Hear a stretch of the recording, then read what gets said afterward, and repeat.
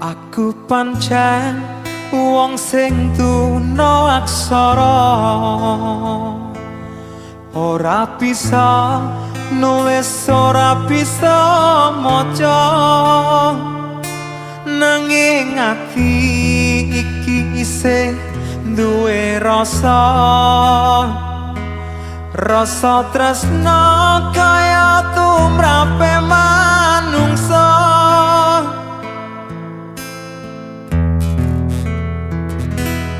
Aku pancen wong cilik ra kaya raja, bisa mangan wae aku wis trima,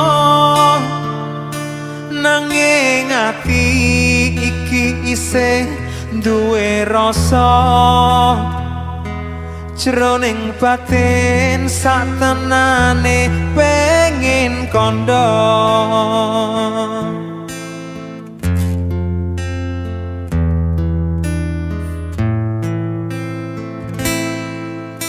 Pupus gedang-gedang ajang pinjo saiki wis ra kelingan,